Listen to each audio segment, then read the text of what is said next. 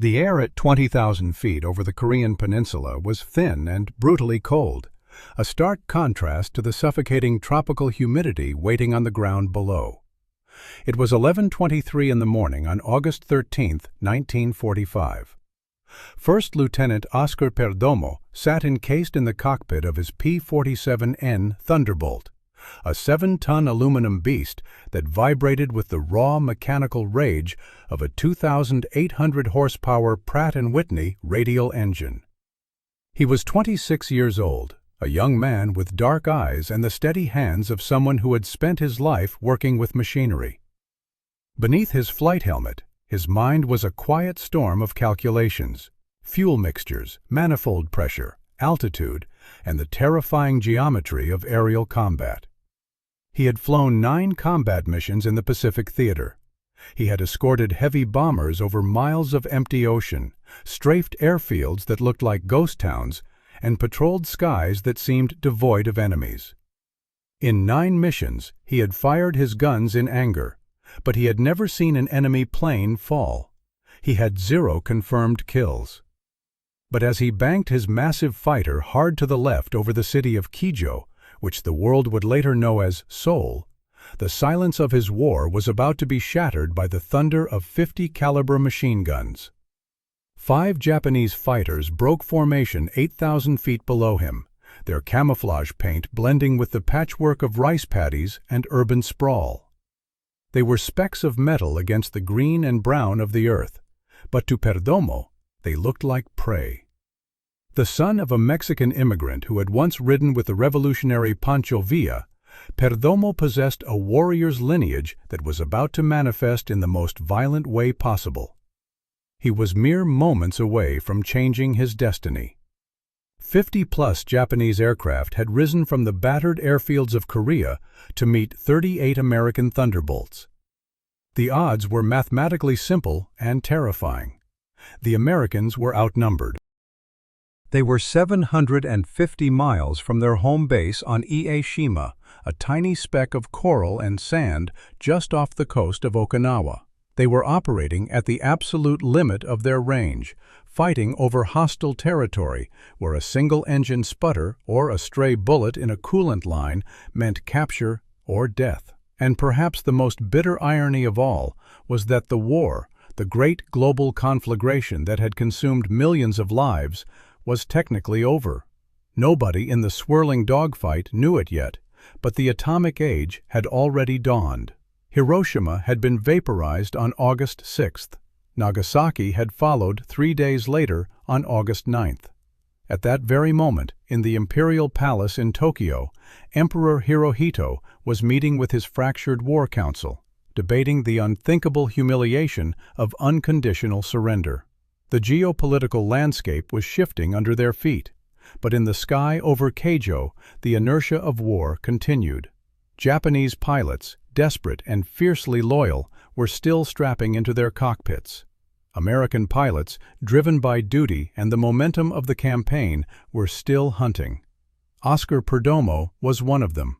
He pushed the stick forward, feeling the negative G-forces lift him against his harness, and nosed his Thunderbolt down toward the 3 trailing enemy fighters.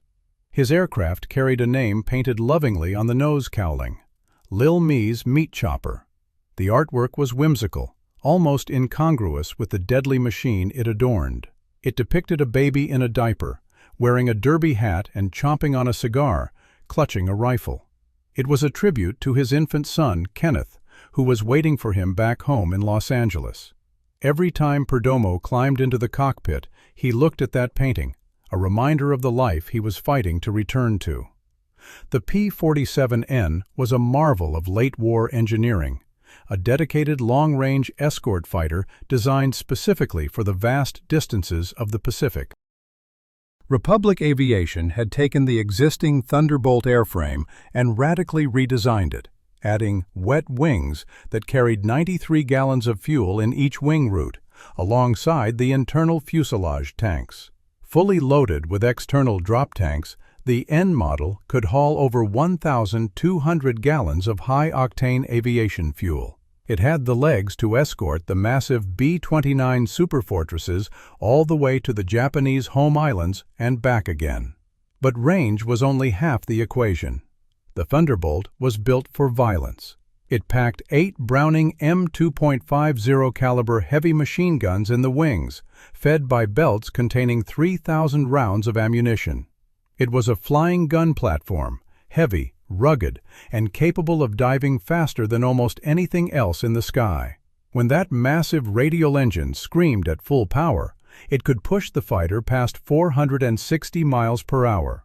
But all that engineering, all that horsepower and firepower meant nothing if you could not find the enemy. For 6 long weeks, the 57th Fighter Group had flown mission after mission from Ieshima. They had droned over the ocean for hours, fighting boredom and fatigue more often than Japanese Zeros. They had dropped bombs on silent targets and strafed empty revetments. The intelligence reports claimed that the Japanese were hoarding their aircraft, hiding them in tunnels and camouflaged bunkers, saving them for the apocalyptic invasion of the main islands that everyone expected to happen in November. The pilots in the mess hall joked that the enemy had simply run out of planes, or that they were ghost ships waiting for a final banzai charge. August 13th proved the jokes wrong. Mission 507-35 had launched 53 Thunderbolts at dawn, the roar of their engines shaking the palm trees of Ieshima. 15 had turned back early, victims of mechanical gremlins or navigational errors over the featureless ocean. The remaining 38 had pressed on, crossing the East China Sea, scanning the horizon until the Korean coastline appeared through the haze. As they approached Kaijo, the radio crackled with the urgent voice of the ground radar controllers. Contacts. Lots of contacts. The Japanese 22nd and 85th Sentais had scrambled everything they had. The sky was suddenly filled with shapes that every American pilot had memorized from identification cards. There were Nakajima Ki-84 Franks, the best fighter Japan produced in the late war, fast, heavily armed, and dangerous. There were Nakajima Ki-43 Oscars, agile and nimble dogfighters. And strangely, inexplicably, there were a pair of Yokosuka K-5Y Willow biplane trainers, obsolete canvas-covered relics that had somehow wandered into the kill zone. Perdomo focused on the tactical picture. He had selected the trailing 3 fighters from the enemy formation, adhering to the standard doctrine of aerial ambush. Hit the rear aircraft first. If you killed the leader, the wingman would scatter. If you killed the tail-end Charlie, the leader might not even know he was under attack until it was too late. Perdomo pushed the throttle all the way forward, engaging the water injection system. The Pratt & Whitney engine roared, surging with extra power as the distance to the enemy closed rapidly. 2,000 yards. 1,500. 1,000. The Thunderbolt shuddered with anticipation. At 800 yards, Perdomo centered the glowing ring of his gun sight on the nearest enemy fighter. He took a breath, held it, and squeezed the trigger. The war was mere hours from ending, but for Oscar Perdomo, it was just beginning. He was about to become the last pilot in history to shoot down 5 aircraft in a single day, an ace in a day, a feat that would etch his name into the annals of military aviation. And he had exactly 4 minutes of ammunition to do it. The first burst caught the trailing Ki-84 Frank exactly where Perdomo had aimed. The 50 caliber armor-piercing incendiary rounds slammed into the fragile aluminum and magnesium of the Japanese fighter. The engine cowling disintegrated. The cockpit glass shattered. The Japanese fighter shuddered violently as the kinetic energy of the heavy bullets tore it apart. It belched a thick plume of black oil smoke and began a lazy, uncontrolled spiral toward the Korean countryside 8,000 feet below. Perdomo did not watch it fall. In the brutal economy of air combat, fixation was death. He was already shifting his rudder, sliding the heavy nose of the Thunderbolt toward the second aircraft. 9 combat missions without a single kill. 6 weeks of frustration, of escort duty, of waiting for a fight that never came. Now the enemy had finally appeared, and Oscar Perdomo discovered a fundamental truth about himself. He was a natural. The Ki-84 Frank was a formidable adversary, faster than the legendary Zero, better armored, and capable of climbing with the American aircraft that had dominated the Pacific for 2 years. The pilots of the 22nd and 85th Sentais were not novices. They were the survivors, the hard core of Japan's air arm. But none of that mattered when 8 machine guns found their convergence point. Perdomo's second target saw the tracers flying past and tried to break right, banking hard to throw off the aim of the American. It was too late. The P-47N weighed nearly 20,000 pounds fully loaded. It could not turn with a nimble Japanese fighter in a sustained dogfight. It could not climb as fast. But it could dive like a falling anvil, and it carried enough momentum to crush anything in its path.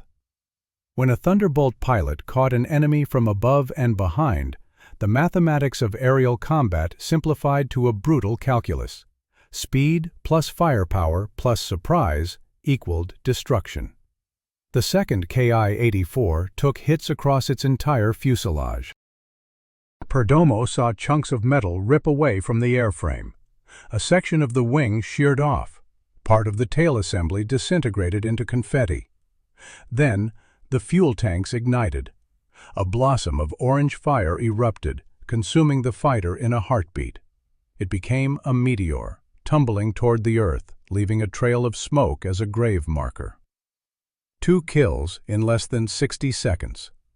The third Japanese pilot, seeing his wingmen obliterated in moments, had seen enough. He rolled his aircraft inverted and dove for the deck, accelerating away from the terrifying American machine that had just decimated his flight. Perdomo let him go. The Thunderbolt had the speed to chase, to run him down and finish the job, but pursuing a single fleeing enemy meant losing situational awareness. It meant getting separated from the larger battle. Somewhere in the chaos above Korea, 37 other American pilots were locked in a swirling melee with 50 Japanese aircraft. The sky was a tapestry of contrails, smoke, and tracers. Perdomo needed to find his squadron.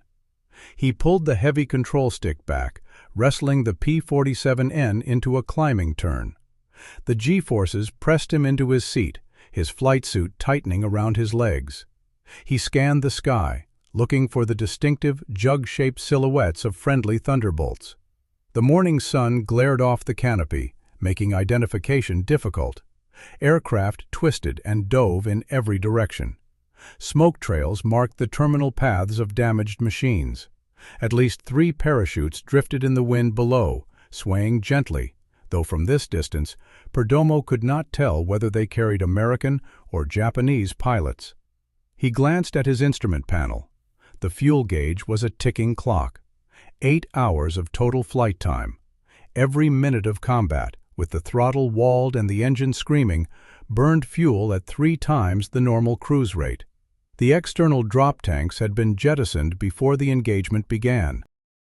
Now Perdomo was running on internal fuel only, and the return flight to Ieshima would take nearly 4 hours. The math was unforgiving. If he stayed too long, he would swim home. Then he spotted movement at 800 feet. 2 aircraft were flying in close formation, heading northeast over the rice paddies. Perdomo blinked, uncertain what he was seeing. The silhouettes belonged to training aircraft, not combat fighters. They were Yokosuka K-5Y Willows, biplanes with fixed landing gear and canvas skins, relics from a bygone era of aviation. Seeing them in the middle of a vicious air battle involving the most advanced piston-engine fighters in the world made no tactical sense. They were slow, unarmed, and utterly out of place. But they wore the red meatball of the Japanese rising sun on their wings. They were military aircraft. They were legitimate targets. Perdomo rolled the Thunderbolt inverted and pulled the nose through the horizon, committing to a split-S maneuver that traded altitude for airspeed. He plummeted toward the earth, building speed for the intercept. The biplane pilots saw him coming. They must have looked up to see the massive silver shape of the Thunderbolt diving at them like a hawk on field mice. They separated, each pilot banking hard, choosing a different escape route in a desperate bid for survival. Perdomo selected the closer aircraft. The speed differential was absurd. A Willow trainer had a maximum speed of perhaps 132 miles per hour. The P-47N was diving at over 400. The engagement lasted approximately 3 seconds. Perdomo lined up the fragile biplane and tapped the trigger. A short burst was all it took. The heavy .50 caliber rounds tore through the fabric and wood structure like a chainsaw. The Willow caught fire instantly, spiraling to the right and impacting the ground in a column of black smoke. His third kill of the morning. He hauled back on the stick, the G-forces crushing him again as he pulled out of the dive, searching for the second Willow. But the trainer had vanished, likely diving into a cloud bank or blending perfectly against the brown terrain below. Perdomo climbed, regaining the sanctuary of altitude. He checked his ammunition counters. The numbers had dropped significantly. 3 kills had consumed nearly half his rounds. The meat chopper still had teeth, but they were getting shorter. He climbed above the cloud layer, searching for friendly aircraft to form up with. What he found instead was an ambush. 4 Nakajima Ki-84 Franks were waiting. They held the altitude advantage, circling like sharks. They had seen the lone American Thunderbolt climbing through the clouds, vulnerable and slow. They had positioned themselves perfectly, with the sun behind them to mask their approach, their speed building for the kill. It was the textbook bounce, the tactic that had killed hundreds of Allied pilots over the Pacific. Perdomo saw them at the last possible moment, 4 dark shapes diving out of the solar glare, growing larger with terrifying speed. He had perhaps 2 seconds to react, 2 seconds to make a decision that would determine whether his son Kenneth ever saw his father again. In that split second, instinct warred with training. The natural human reaction to a head-on attack by superior numbers is to run, to dive, to flee. But diving meant presenting his tail to 4 aircraft firing cannons. It meant taking hits in the engine, the turbocharger, or the cockpit. The P-47N was tough, legendary for its ability to absorb punishment, but not even the Jug could survive 4 fighters firing simultaneously. So Perdomo did the one thing the Japanese pilots did not expect. He turned into the attack. He hauled the stick back and kicked the rudder, pulling the nose of the Thunderbolt up and into the diving formation. The maneuver caught the Japanese off guard. They had expected the American to break away. Instead, the massive fighter was climbing toward them, its nose high, its speed bleeding away, but its guns bearing on them. For a brief critical moment, all 4 Ki-84 pilots had to adjust their aim, disrupting their coordinated attack. That moment was enough. As the enemy fighters flashed past, their diving speed carrying them below him, Perdomo rolled the P-47N onto its back and pulled hard. He executed a masterful reversal, using gravity to pivot the heavy fighter around. The hunters had overshot. Now the geometry of the fight had flipped. They were below him, and he was diving on their tails. He selected the trailing aircraft, the one that had been the last to pass him. He lined up the shot and opened fire. The Ki-84 pilot never saw the tracers coming. .50 caliber rounds tore through the engine cowling and the wing roots. The Japanese fighter exploded in a ball of orange flame, debris scattering across the sky. 4 kills. Oscar Perdomo had just become an ace. Not over months of combat, not through dozens of grinding missions, but in a single engagement lasting less than 5 minutes. The remaining 3 Ki-84s scattered in panic. One dove for the deck, seeking safety in the ground clutter. One climbed toward the sun. The third tried to circle back for another pass, but the momentum was gone. Perdomo ignored them all. His eyes were glued to his ammunition counters. They showed critically low numbers. Perhaps 30 seconds of firing time remained. He was deep in enemy territory, low on fuel, low on ammo, and separated from his unit. The sky over Keijo had transformed into a chaotic arena of death. Smoke columns rose from at least a dozen crash sites, marking the pyres of fallen aviators. Aircraft circled at every altitude, some locked in individual duels, others limping home with trailing smoke. Perdomo needed to find his squadron and begin the long, dangerous flight home. But as he banked the Thunderbolt to scan the horizon, he saw a drama unfolding at 3,000 feet that would demand everything he had left. A pair of P-47Ns were struggling. One American pilot was jinking hard, fighting for his life against a single, tenacious Ki-84 that had latched onto his tail and refused to let go. The second American was trying to help, but the angles were fouled. He couldn't shoot without risking hitting his friend. Perdomo checked his guns, he checked his fuel, and then he pushed the throttle forward and dove back into the fight. Perdomo dove toward the engagement, his airspeed indicator winding past 400 miles per hour. The situation below was desperate. The American pilot on the defensive was flying well, throwing his heavy Thunderbolt through a series of violent skids and turns. But the Japanese pilot behind him was unrelenting. The Ki-84 stuck to the American's 6 o'clock position like a shadow, firing short bursts that snapped just past the P-47's canopy. The wingman, frustrated and unable to get a clean shot, was shouting warnings over the radio, but warnings wouldn't stop bullets. Perdomo came in from the high 6 o'clock position, the classic Predator's angle. He had perhaps 20 seconds of ammunition remaining, maybe less. It would have to be enough. He lined up the Japanese fighter in his sight. The enemy pilot was entirely focused on his target, tunnel-visioned on the American filling his windscreen, waiting for the perfect deflection shot. He never checked his rear. He never saw Perdomo diving on him like an avenging angel. Perdomo waited until the last possible second to ensure every round would count, then pressed the trigger and held it down. Tracers reached out across the sky, a solid stream of fire converging on the Japanese fighter. The impacts were immediate and violent.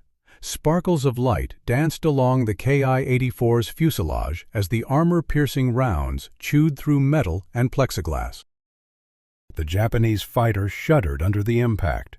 Smoke began to pour from its engine, thick and black. Then, abruptly, the guns went silent. It wasn't a jam. It wasn't a mechanical failure. It was the dry, hollow sound of empty breeches. All 8 Browning machine guns had run out of ammunition simultaneously. 3,000 rounds, enough firepower to level a city block, had been expended in 6 minutes of intense combat. The Ki-84 was damaged, trailing smoke, but it was still flying. The Japanese pilot, suddenly realizing he was under attack from a new direction, broke off his pursuit of the first Thunderbolt and whipped his aircraft around to face the new threat. The hunter had become the hunted. Oscar Perdomo was now 750 miles from home, alone in hostile airspace, facing a wounded but dangerous enemy fighter, and he had exactly 0 rounds of ammunition left. Most pilots, facing this equation, would have run. The mathematics of survival demanded it. An unarmed fighter against an armed opponent is a suicide pact. The P-47 had the speed to dive away, to put miles between itself and the enemy, to live to fight another day. But Oscar Perdomo did not run. As the Ki-84 completed its turn and pointed its nose at him, Perdomo made a decision that defied logic. The Japanese pilot could see the distinctive checkered cowling of the 57th Fighter Group. He could see the massive radial engine, but he could not know that the guns were empty. All he could see was an American fighter coming straight at him, nose to nose, at a combined closing speed of nearly 800 miles per hour. Perdomo charged. He flew straight at the enemy, turning the engagement into a game of aerial chicken, the deadliest game in the sky. He was betting his life on a bluff. He was betting that the Japanese pilot's nerve would break before the collision. The two aircraft roared toward each other, the distance closing in fractions of a second. The Japanese pilot, his engine smoking and his windshield likely obscured by oil, flinched first. Faced with an apparently suicidal American boring in for a kill, he broke hard to the right, abandoning his head-on attack run. Perdomo followed him instantly. He turned inside the Japanese fighter, sticking to his tail, maintaining the illusion of an offensive posture. He chased the armed enemy with an empty airplane. Every second he kept the Japanese pilot on the defensive was a second his squadron mates could use to reach the fight. Perdomo keyed his radio, his voice tight but controlled. "I'm engaged with a Frank. He's damaged. I'm out of ammo. I need help." Somewhere in the chaotic sky, another P-47N pilot heard the call. Help was coming. But until it arrived, Perdomo had to dance. He stayed on the Ki-84's tail, turning, climbing, diving, mimicking the moves of a killer. Every time the Japanese pilot tried to reverse the turn or gain the advantage, Perdomo was there, blocking him, forcing him to react. The bluff could not last forever. Eventually, the Japanese pilot would realize that no tracers were flying past his canopy. Eventually, he would understand that his opponent was toothless. But help arrived before the truth did. A second P-47N dropped out of the clouds, diving at full power. The pilot had spotted the engagement, understood the geometry, and positioned himself perfectly. The Ki-84 pilot, focused entirely on the Thunderbolt that had been harassing him for the past 90 seconds, never saw the new threat. The fresh American fighter opened up with all 8 guns. The Japanese fighter disintegrated under the concentrated barrage. The wings sheared off. The engine tore free. What remained of the aircraft scattered across the Korean sky in a cloud of burning debris. The sky was suddenly empty of enemies. 5 kills. Oscar Perdomo had just achieved something that defied statistical probability. He had become an ace in a single day.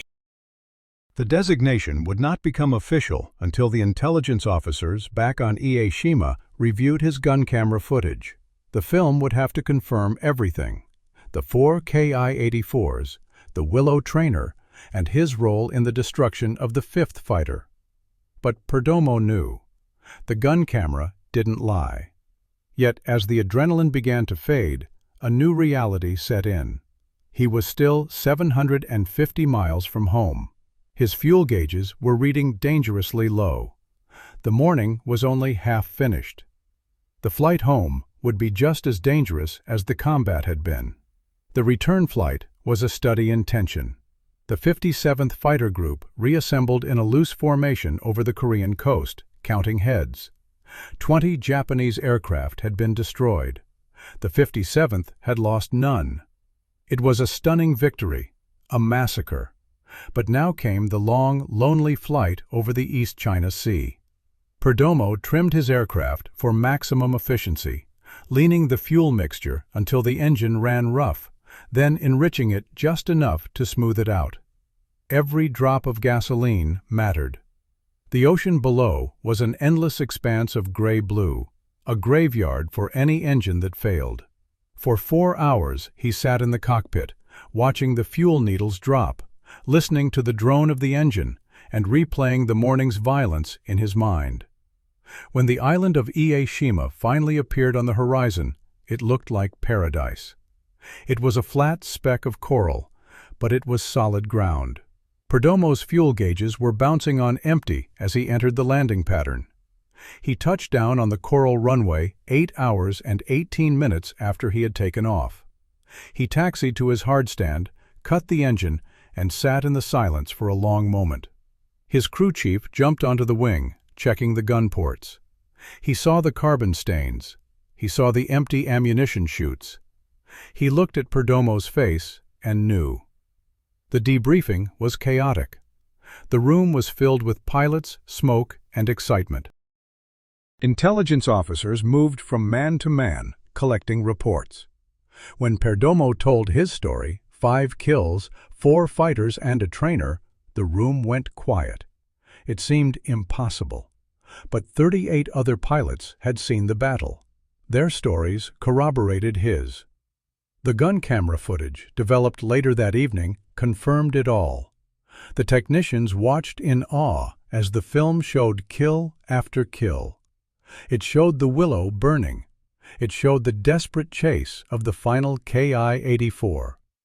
The intelligence officers debated the credit for the 5th kill, since another pilot had fired the fatal shots, but they ultimately awarded it to Perdomo.